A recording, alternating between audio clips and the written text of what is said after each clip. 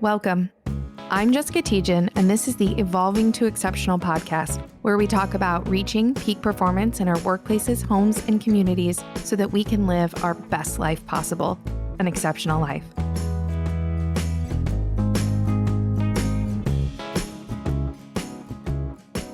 I want to take a minute to welcome back our listeners to the Evolving to Exceptional podcast. I am Jessica Tietjen, and I have another fantastic guest with us this week, Angela Lewis. She is the Executive Director of HR Operations Administration at the Simon Law Firm. She has a really interesting career, has done and been in a lot of really critical roles and gotten a lot of interesting background experiences. And she's going to tell us a little bit about some of those. So, Angela, I want to welcome you to the podcast, and I want to give you a chance to tell us just a little bit about the kind of unique path you took through your past careers to ultimately end up in the human resources and the people space, and then why it is you're so passionate about what you do, why it is you do what you do every day. Absolutely. Thank you for having me. I started my career coming right out of college. I didn't know what I wanted to do. And someone said, "Hey, why don't you be a police officer?" And I'm like, okay, let's go be a police officer. So that's where I started, was as a police officer. And I did that for a number of years. At the same time, I was going back and getting my master's degree. And that led me, I then totaled a police car, was out of work, like all of the things. And I was like, that was my time to go ahead and exit when I came back. So I went into some retail management for a while. I did retail management for about 5 or 6 years after I got my master's degree. But I knew that I wanted to do human resources, people management, anything that was related to the people end of any employment. I applied to a law firm. I didn't get picked the first time, but I called back about 18 months later, and she goes, that person that we hired left, call me back in. So I ended up into a law firm, because sometimes it's harder to get into law firms. And I was there for 12 something years. I've been at my current one for almost 9. So I've been in legal for the last 20 years is where I ultimately ended up. And in legal, I've had the opportunity not only to do the HR people management, but my roles are in smaller size firms where I do the financials, the operations, the marketing, the whatever needs to get done scenario. And it's all surrounding people, because we're all supporting the attorneys at the end of the day. So that is what my role is, and no day is the same. So that's why I really enjoy what I'm doing. I've also started coaching the lawyers and the CEOs or people of smaller businesses, because that's where some of the people management comes from, is the top down. And sometimes those people, they've been put in positions sometimes and they don't know how to be in those positions. So sometimes they need a little bit more of those softer skills or working through problem solving. This is what you should have said. This may be what you should said. This is maybe how we're going to. So that's it in a nutshell as I go down that path of talking about who I am. I'm also a mother of 4 teenage boys. So that was in the process of all of actually, while I was at law firms, I've had 4 boys and still with the same husband after 22 years. It's so interesting you added on about your kids. I wrote up a bio yesterday and didn't include afterwards. I thought, I forgot to mention that I have three kids, and how often we forget, or that's like an afterthought when we're talking about who we are or what we do, especially when we prioritize our career a lot. Yeah. Help me with a little bit the different sizes of the law firms you've been in. How big were they? About how many people were those law firms? So the defense side, I think at one point I was 75 to 80 people total, about 30 something attorneys on the defense side with my previous law firm. Right now, I'm right at about 65-ish with 13 attorneys. So there's a lot of support staff for those 13 attorneys. So that kind of gives, just to give our audience a sense of the size of organization and the breadth then, because you talk about having to do or wear a lot of different hats of responsibilities that some of the support staff and yourself included end up having to wear in order to serve those arenas or in order to serve those spaces. Tell me I'm going to ask you a 2-part question. What do you like best about working in the law firms or with the attorneys in the law firm space? And what do you find to be the most challenging about working within in the law firms? I like the fact that it's the professional end of it, right? The education, With that comes very intelligent. Not that anybody's in any other industry is not intelligent. That's not what I'm trying to say. It's just there's a different level that I found in law firms with expectations and what people can do to serve their clients. So I have found that I really enjoy being around the group of professionals, and that's support staff as well too. The support staff have to come hang and be able to do the same thing that the lawyers do, not same job role, but be able to keep up that pace. The two-part question, what do I dislike or what could I What's most um challenging about working with lawyers or in the law firms? I think there's a lot of entitlement in law firms that I have not found anywhere else. And I'm talking about from all levels of entitlement to my receptionist all the way up through the owner of the firm. That surprised me coming into law firms because I've always been at like, as a police officer, that's not a thing, right? In retail, that's not a thing. And when I got to law firms, I'm like, where am I at? Like, how is this okay? And both law firms are very similar. It's just you have to learn to navigate that. So it's fair, right? So then you have to go, okay, I hear you. I know what your expectation is, but how is this fair for the next person coming down? How is it fair for someone that's already sitting here? How do we make it fair? And no, you get whatever you ask for. And it's a fine line and it's a dance that I've learned to do. Some days it's not easy at all, if that makes sense what I'm saying. Yeah, maybe you could tell us a little bit about how that entitlement manifests. Where do you see that? What do you see people doing, or maybe where the conflict comes in with that attitude or that mentality? No, that's not my job. That is probably the largest one that I hear sometimes. No, that's not my job. In our rule, because and I find this more on the plaintiff side than I do on the defense side, because in the defense side, there are client guidelines that you could bill for things, not bill for things. So there's people that have those billable hour hats. So it's more divided in this defense world. But on the plaintiff side, we don't have those billable guideline directives. So I've been called before at 7 a.m. in the morning and I need you to do XYZ, which is a paralegal role. That paralegal was out for the day. I start the XYZ and I pass it off to someone else that can complete the process. But I've been asked to do things to support the attorneys that technically are not my role, right? The support staff are asked to do things like, I'll have a paralegal, I need you to back up receptionist today. It's not my job. Actually, it is because my receptionist is out sick. You're the only one here today during this time frame. This is what I need. But I don't get that so much anymore just because I'm not going to ask the same person to do it again. So I'm not going to go back to the same person next time. I'm going to find someone else. So that same person is not, even though they said it's not my job, everybody plays a role. Everybody's going to have a turn, if that makes sense. So I get a lot less, that's not my job, because they also see me stepping up. It doesn't matter what I'm asked to do, right? I've cleaned stuff out of the bathrooms before, not my job, right? But I had clients there. Who else? I don't want to ask someone else to do some messes. It's just some messes just need to be cleaned up by me. And that's the way it works. So I'm curious, as you've navigated that, and those are challenging mindsets. Mhm. Lots of us probably have encountered those in workplaces and with individuals who get into that, like, I'm only doing what I'm, responsible for. And Yeah. what do you think is part of that, or either what do you think is part of the root cause of that, or what is going on in the culture or environment that you've had to work on in order to address that? You've talked a little bit about fairness. Maybe you could talk to us a little bit about some of the things that you've done in this space to promote that or to create that different result. I think it comes to when people come from different law firms or grow up in certain law firms, the attorneys protect their staff, right? So some of that entitlement, I think, is bred that way because I can't touch that staff member for XYZ reason because this attorney, whatever. And I think I have broken down those barriers where it's not an issue most days for me because I have really good communication with the attorneys. They're going to get what they need, but sometimes it might not look the way that they want it to look initially. I ultimately have the say over the staff. So even though that they work for the attorney specifically, I'm ultimately their manager or their directive day to day. Even though there's assignments, we have assignments, right? You have the same assignment every day. I'm not going to mess with that. But if I need to pull something for this, you can't tell me no because I'm covering a hole over here because I'll do the same for you when it happens.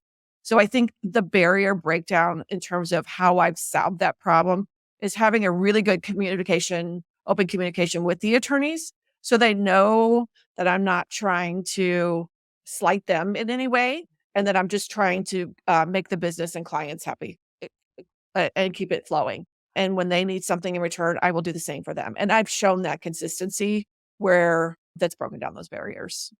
I think that's such a great action step. And it really points to, as you talk about the experience that people have had at other law firms in the past coming in. Mhm. I always like to bring in the neuroscience side. It really points to that those neural pathways, the way that people operate and exist, they carry with them from Mhm. one workplace to the next. And so if they have existed in that legal environment with those particular ways of operating, of we just do our jobs or we're very protective of our areas, the things you talked about, that those neural pathways are going to form. And even if a person wouldn't naturally be that way, they may have developed that way of being in the workplace setting because of those past experiences, because of how they've existed. And I love that the way that you work to undo those, and the way I would put that is to rewire those neural pathways, is to create new experiences that show them a different result, that show them how to operate in a different way that is just as valuable in a safe environment. And I also found that as my role as HR, right? HR sometimes gets a bad name, right? HR is not for the employee, they're only for the employer. And so a lot of times I'll have employees now that have been with me for a while that understand that I'm trying to problem solve and help and support the employees how they need to be supported, as well as be mindful of the employer. I'm a little bit more pro employee than I am like I will make sure that the employees are taken care of. But when people come in, they say, "Oh, go talk to Angela." I'm not talking to her. Why would I talk to her? It's going to cause problems for me. No, you don't understand. The more she knows, the more she can help solve the problem. And sometimes it takes people 6 months or a year or more to watch me work, to see how I interact, to be able to be comfortable to have a conversation with me. Sometimes I know things are going on so I can fix things behind the scenes or smooth things out or try to directly talk to people. But it's that trust factor I have to earn. I have to earn it with everybody. Like, I have to. Yeah, I just heard Steph Barron she was a former guest on the podcast, and she spoke at the St. Louis SHRM event last week. And she talked about that trust is between two people. And so that is how you establish trust, is between in that relationship. And then she was talking about psychological safety, or the Mhm. environment is Yep. then how safe it is to show up. It's the culture, it's the community, it's how you exist in that space. And so I think you hit on a really important factor, which is you've got to work with each individual Yeah. person in order to create that trust. It doesn't just happen by default. Mm-mm. And just like you're speaking of, they come in with preconceived or wiring that I it takes a while to undo, and sometimes I can't. Sometimes it just doesn't happen. It just doesn't. Yeah. Yeah. So sometimes those neural pathways are really deep and it is hard to create change. Although I guess I should say it's not hard so much as most people aren't equipped with how to do it. They aren't equipped with how to make the shift for themselves when they want to change something, when they want to show up or exist differently. So when you and I talked before, we talked a little bit about some of your most recent challenges. What are some of the things that you've really been dealing with the most over, let's say, the last year or so, that has really been a struggle for you in your role and working with the people in your workplace? I think post-COVID, I don't know that we're post-COVID anymore. It seems like it's flaring up again, but the mental health component, not that it surprised me, but it's more prominent in terms of my day-to-day interactions with people. There's a lot more care that I have to take now in terms of even day-to-day management of either certain people or groups of people, depending on what's going on. I have made more recommendations to the EAP and other options in terms of the help that I can't give. You can sit in my office for hours during the week, and I will do that. A lot of times is to unpack some things in terms of the best avenue in getting help. But at some point, I have to have some external help in terms of the the resources that people need to get well. So Go what are ahead. you seeing? Are you seeing an uptick in those challenges, those issues, and how is that maybe manifesting in the workplace? Like, what's the impact that's having on your law firms, on your business? Anxiety seems to be one, like the day-to-day, like in terms of the commonality, anxiety seems to be so heightened. Some things that may be out of the norm or a little bit more pressure on employees now unwinds people a lot quicker than what they used to. So being able and with that trust, so I built a lot of trust with almost everybody at the firm. Some people I never will, so we'll operate how we operate. But sometimes when I know that I have a working relationship with someone and the trust, we can sometimes unpack that to get them back on track that day. But sometimes it's more. Sometimes it's more than just a day. Sometimes it's, hey, I'm gonna go take a walk. Hey, I'm gonna take the rest of the day. I can't do this today. And I'll hit it again tomorrow. Or yeah, maybe you're right. Maybe it's time I go talk to someone. Can you give me those phone numbers again? So it runs the spectrum, right? And I've seen some more extreme, maybe I'm not going to mention it. I've seen some more extreme things that I've had to work with recently that in a workplace, I don't know that everybody's equipped to handle what that really looks like and what they can do for the people when it's happening in their offices and affecting a lot more than just one individual.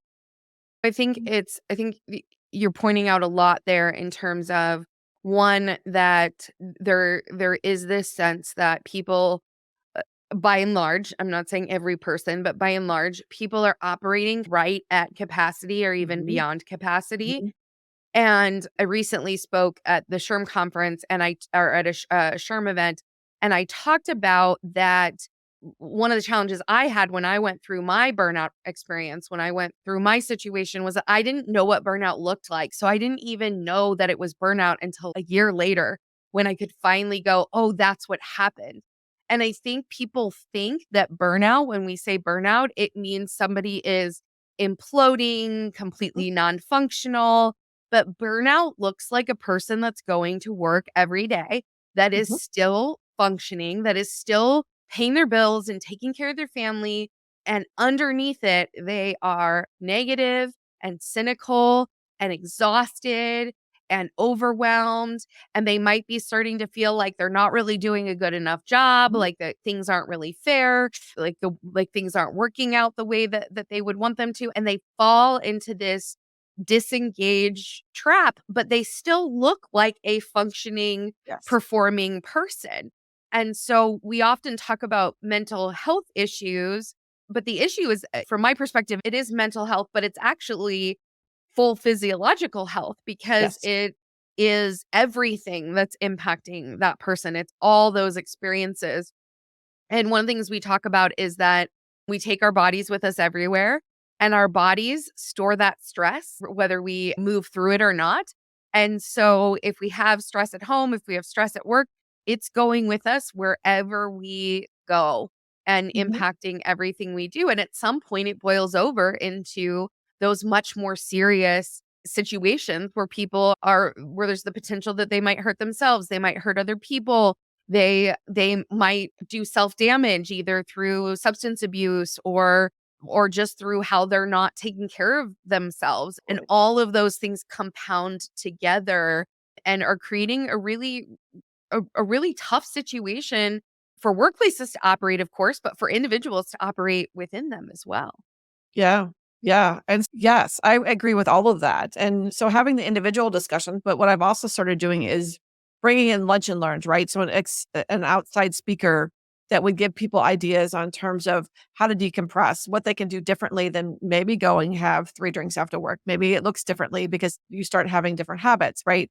If it's eating or it's how to the meditation, people think that doesn't work. It does absolutely works, right? To be able to clear your mind and maybe clear some of that stuff off of you that's sticking with you for the day. So I've started bringing exterior people, speakers in because sometimes they just don't want to hear me talk anymore.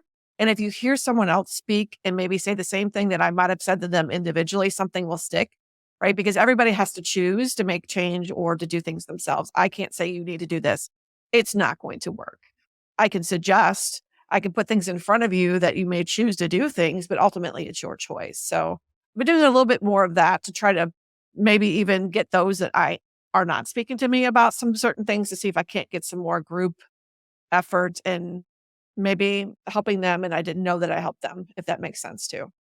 Absolutely. Almost like we underestimate the benefit of even the small things that we can do in our lives to make a difference. I met with someone yesterday for a discovery call, and on every discovery call that I do, I give this one piece of action, which is to start doing balanced breathing for 2.5 minutes every day. So breathe in evenly, 6 counts in, 6 counts out for 2.5 minutes. It'll reset your nervous system, and I guarantee you feel better when you're done. And so even if that's the only thing you do different, is that 2.5 minutes on your drive home or 2.5 minutes before you get out of bed in the morning, you breathe and do some balanced breathing. Even that really small thing can make a big difference and start to have you feel different and feel better. And I think sometimes people think it has to be this big, massive change and underestimate all those small little pieces and suggestions and how those can help. Yeah, absolutely. Absolutely. So tell me, what are some of the things you think that either that the workplace is doing that is either contributing to or having an impact? Are there things that you see in terms of workplace culture or workplaces in general that are creating this result or creating this outcome in people?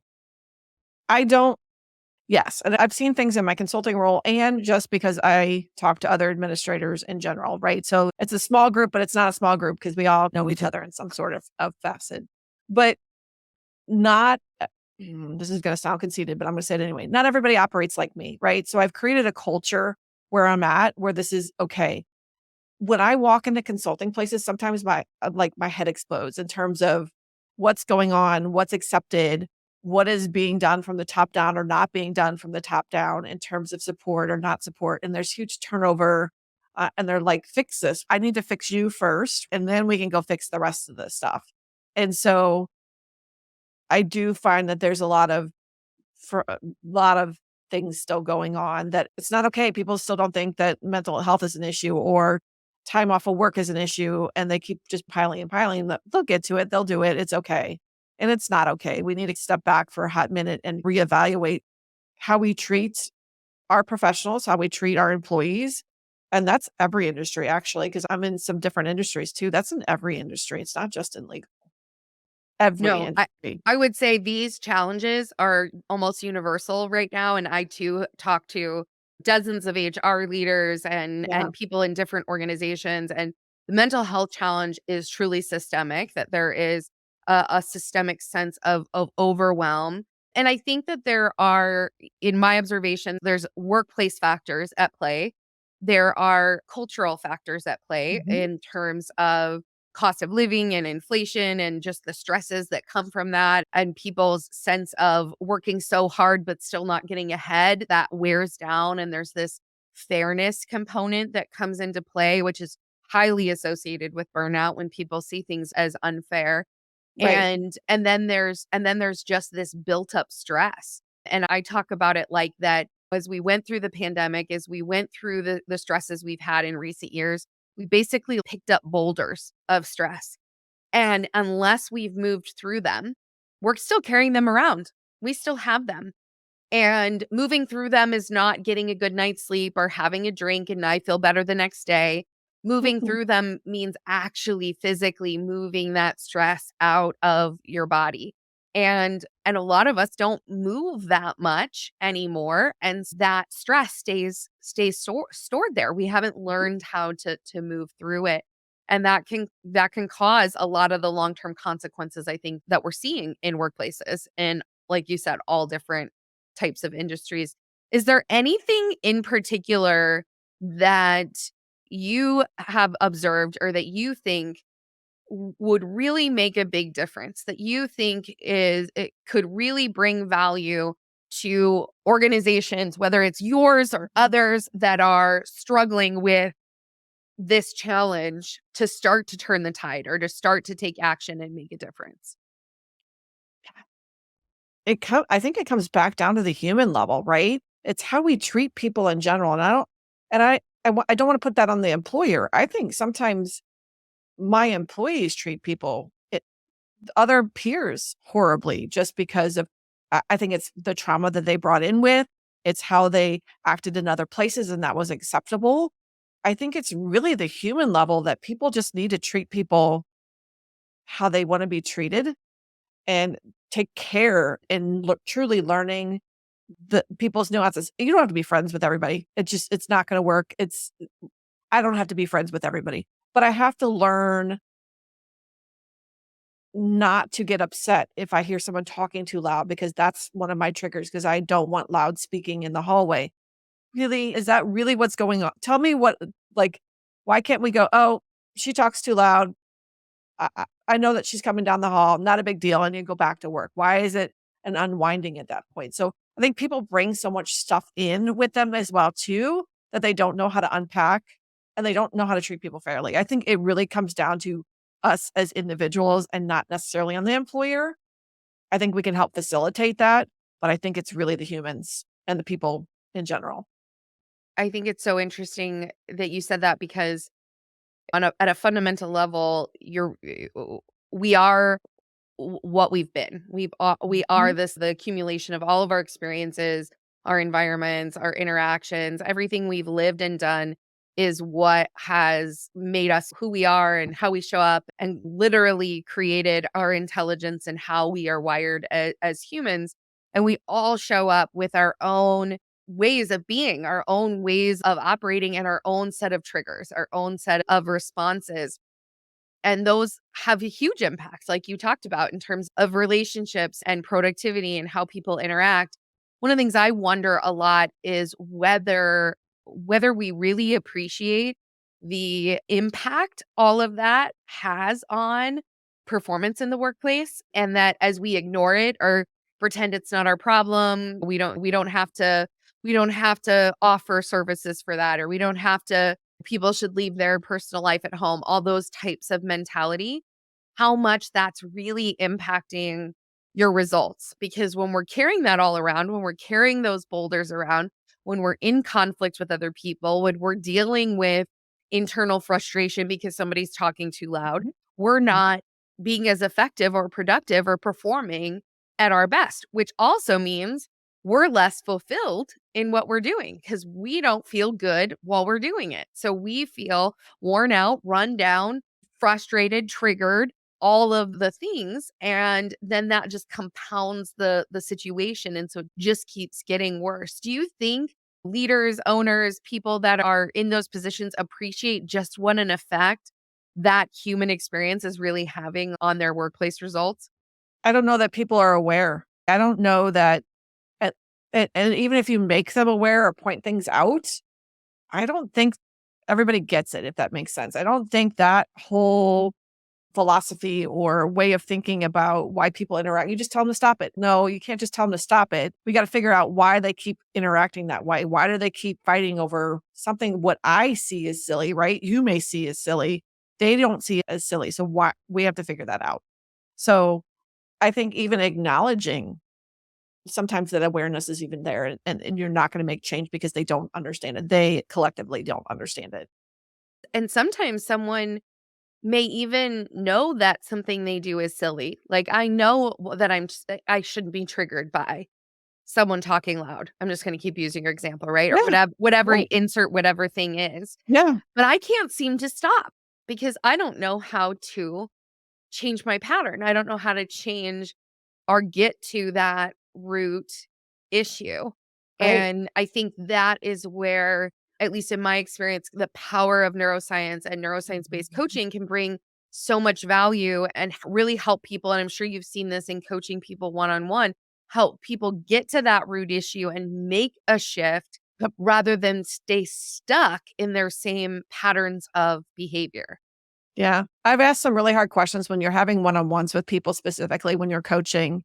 You can have sometimes I ask some really hard questions and it may be dealing with something way back as in childhood. How did this show up for you then? How did it show up when you were a teenager? What was your reaction of?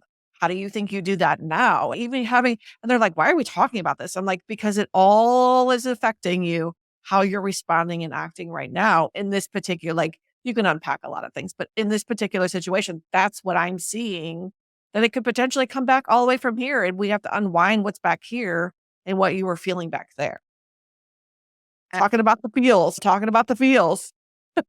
Absolutely. And I'm an attorney, so I have the Yes. legal background, but I Yeah. really worked in the engineering space and the manufacturing world. Yeah. And neither of those are super touchy feely Nope. spaces. They Nope. are, and in law school, certainly. So when you're talking about lawyers, the theme in law school is just keep going. You learn, and I think this is where I picked up a lot of my toxic traits, I would say, of working 18 hours straight, not moving because of the study requirements, because of the competitiveness, because of the expectations that are there. And so you learn this way of being that is actually really toxic to your body and your to how you live. And then those consequences catch up.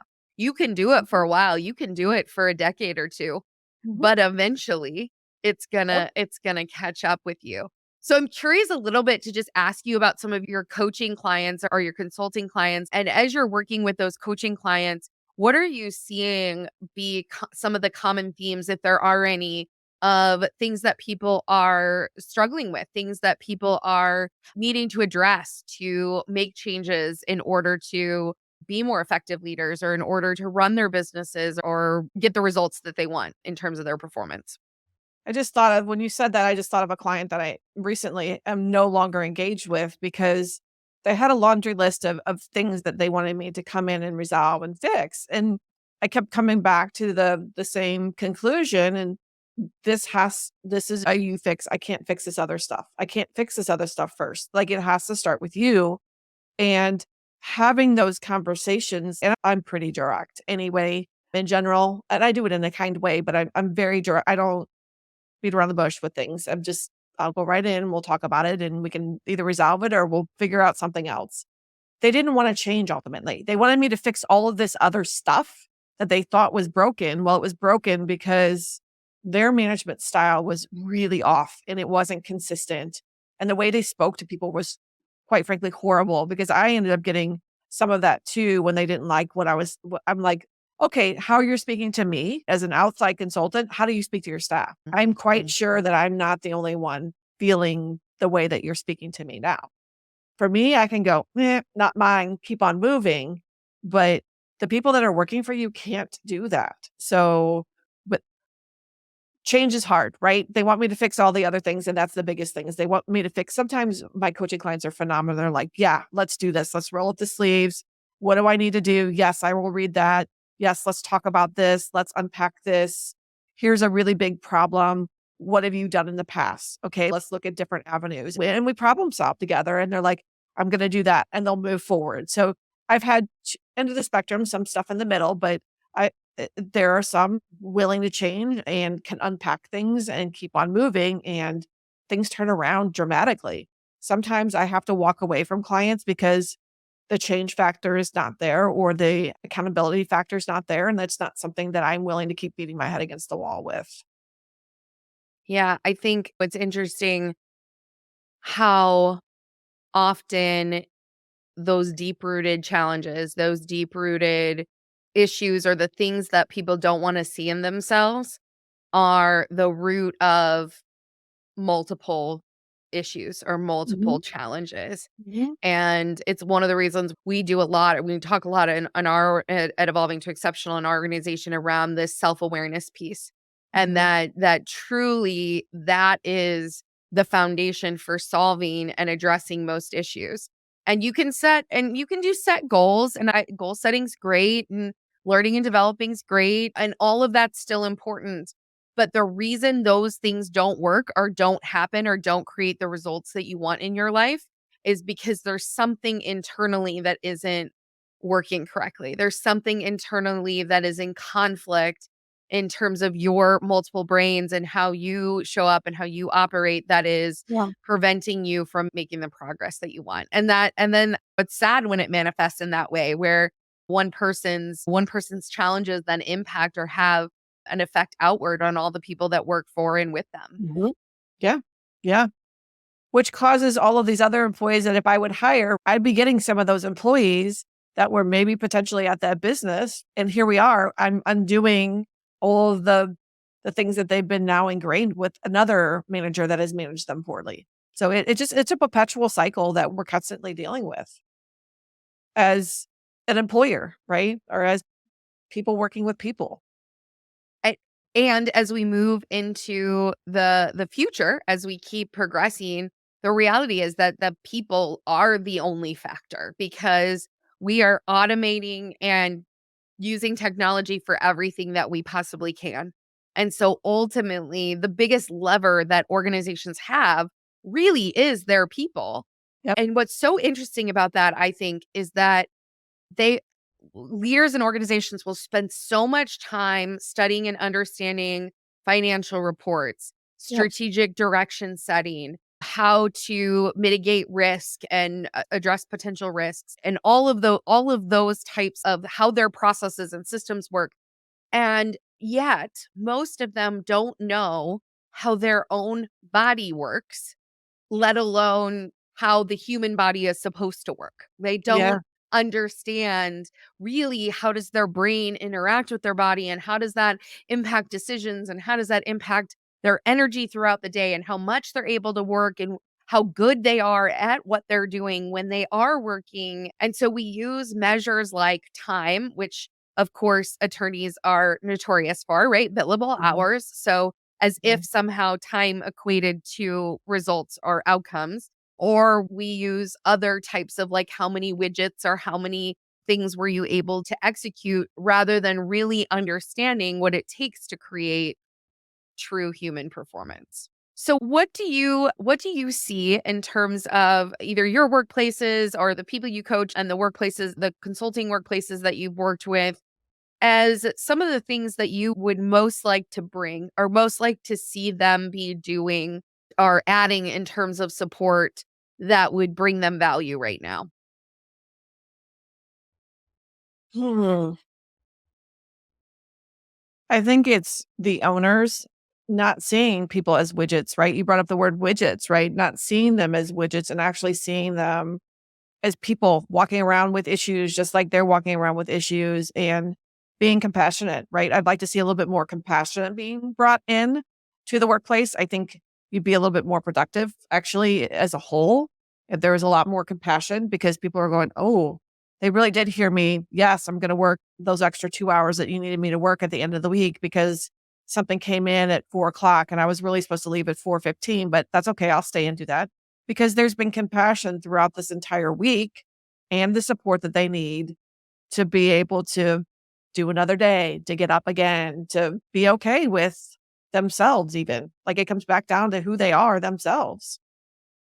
I think that's so powerful. And I think when it comes to most individuals, and we always talk about that, we've got our head brain, we have our heart brain and our gut brain. Our heart and our guts also have neural networks in them, just like our head brain. Not as many, but they still have a lot of neural networks in them. And most, I think, leaders are really stuck in their head. They're disconnected from their heart and their gut brains. And certainly the heart brain is responsible for that emoting and that emotion of and feeling of compassion. Yep. And when our heart brain is operating at its best, when it's in its, we call it the highest expression, but when it's really just operating at its best, working the way it's supposed to, it's in a state of compassion. That is the state that our heart is in. And we talk about our head brain when it's in its highest expression Mhm. is creative and our gut brain is courageous. And when we look through a lens of creativity, compassion, and courage in terms of the decisions that we make, what we choose to do, how we work with other people, all of those things in our relationships, everything is much better. And it all starts and ends with that compassion. And the other thing I think that's really important about what you said and relating it back to the neuroscience side of things is that when we're in the same space as people, when we're operating and interacting with people, our state of being, how we're existing, what state we're showing up in, is impacting everyone around us. So Yeah. we are quite literally as humans, our hearts will sync up when we're close to one another Mhm. and in terms of their beat, and our nervous systems will either regulate or Mhm. dysregulate in Mhm. response to the people that are around us. Yes. And so if our leaders are not in a compassionate, coherent, congruent state, then whatever state they are in, it's going to impact everybody. It's going to impact all their resources. And so I think you're just dead on in they have to figure out how to connect with that if they want to see their businesses get to the next level. That's really how to get there. Yep. That is really, and I'm guessing there's a lot of resistance to that because that requires looking inward. That requires, I got to do some work on me versus a new process or Right. a new machine or a new strategy looking outward. That's a lot easier than having to look inward. So truly the most courageous leaders are going to be the ones that are willing to do that work, that are willing to engage at that level. I would say that's a lot of exposure when you're asking someone to expose themselves, right? People are not comfortable. Some days I'm not comfortable. Sometimes I have to get myself there going, this is what this situation needs for it to have a good result. It it takes work. Just like you said, it's the training. It takes work. It's the learning and changing. I have all the things that someone else has brought in too. I've just learned how to work through a lot of them. But there are some days that I went, "Ooh, I haven't looked at that yet. I need to look at that to figure out how to work on that so I can help that person." It's just it's a cycle. It's a snowball rolling, right? If we can get that going, I think that's going to be helpful for all. So tell us just a little bit about the type of coaching that you do and in terms of who you help and how you help them. How do you work with different people? So if somebody has interest in reaching out to you, how can they get a hold of you and know if you might be a good fit for them? I've been most enjoying the one-on-ones lately. I have done some where I come in and evaluate the business and mostly startups or smaller companies because it's about best practices. And because I have 20 years of running law firms, I know how to run a business and I know how to run a successful business. So sometimes it's just the nuts and bolts of what accounting software, how do I do this? How do I set up this process? So sometimes it's just nuts and bolts of that evaluation and people keep going and they're like, I got this. Sometimes, but I like it goes back to the human factor, right? I like the one-on-one being able to connect, seeing how people think, seeing if we can initiate some change. I have one client right now that she quit her job to work on her business and it's more in the artsy creative. She's doing art. She has some other avenues that she's working on now and she is surviving, but the encouragement of taking the leap, it's setting it's the goal things, but most of it's unpacking about why she was scared to do what she was going to do because she's talented. So it's having that support and that accountability. So I really enjoyed the one-on-ones that I get to do with people, and that's CEOs or the small business owner or everything in between. So I've really enjoyed the one-on-ones. I think that's so helpful. And I think you're right. When you start a business, there are so many little pieces that Yeah. you have to figure out and put together.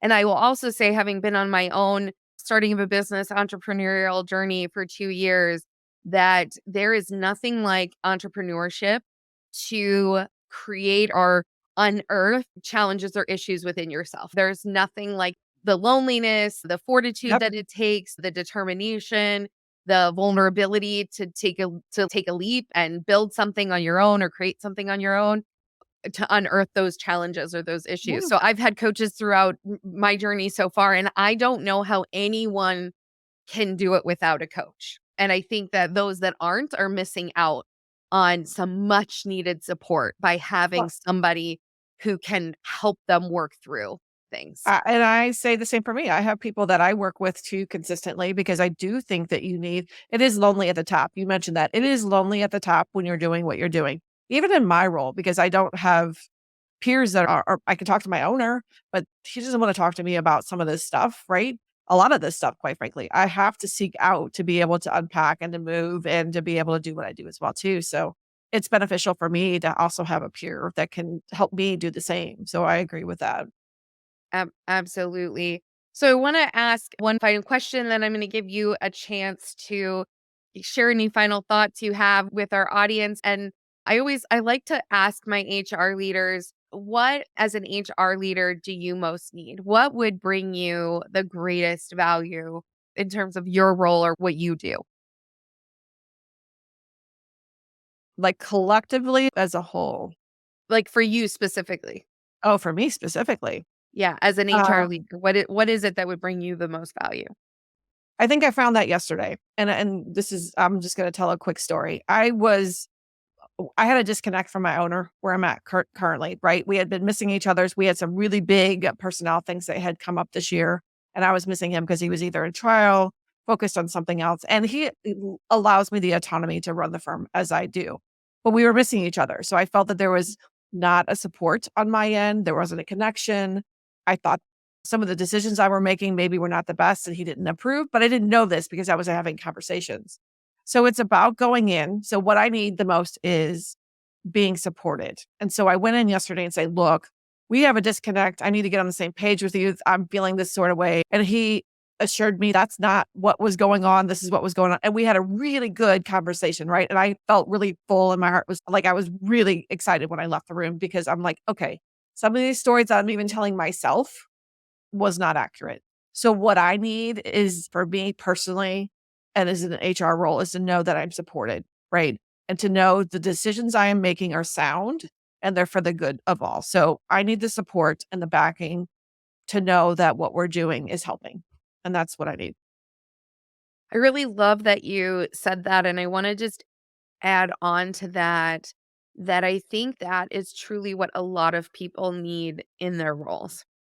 And they just need to feel supported and like what they're doing matters and it's the right thing. And a lot of times Mhm. when we think about giving feedback, we think about critical feedback or we think, gosh, people shouldn't need so much recognition or there's a lot of stigma around that. And I think what you just described is can be really helpful for leaders and managers to be aware that what people really need is the validation that they're on the right track, they're doing the Mhm. right things, and that you're supporting them. You're there. You're partnered with them. And I think that about a lot of roles, but definitely when it comes to HR, because HR is particularly lonely. It's not a whole department, especially in Mhm. small organizations. And No. so having that support means so much and makes such a difference. And I think that was a learning lesson for me yesterday is to maybe go in a little sooner next time, right? That was a big instead of because I think that's when you lose people too. Like ultimately I would have lost a staff member because that staff member would not maybe have felt comfortable going, I'm gonna have a really hard conversation with somebody. So for me yesterday was a lesson for me to go, okay, I can't hold on to this stuff as long as I had, even though he was busy, right? He'll make time for me. I just needed 30 seconds of his time. And that's all it took. But I think it was because of the big things this year, it was different than how we normally, move. So it was off for us in terms of our cadence because 'cause we've never gone through some of the changes that we went through like we did this year. So the cadence was off, it's back on now, so I got the support. I love it. I love it. And I think that's a great way to wrap up this episode. I want to give you a chance. Any final thoughts or insights or words of wisdom for our audience today? I just think we'll just follow I think that's the same thing. You have to support the people that work for you in any capacity, right? I don't care what your title is. I don't care what my title is. I'm there as support. I'm there for whatever level and to bring compassion and kind of model that for everyone else. So I think a little bit more of that from others would be helpful as well too as we move through this life. So I think it's a beautiful way to end and a beautiful way to just think about that as leaders, whether that's HR leaders or in businesses or in our roles and leading in our homes, because I always think of that as a critical leadership role we play too, is trying to show up in that compassionate state, trying Mhm. to understand the humans and how we operate as human beings so that we can show up in that compassionate, coherent state and get the best results, get the best outcomes out of our relationships, out of our businesses, out of our interactions, out of ourselves that we possibly Mhm. can.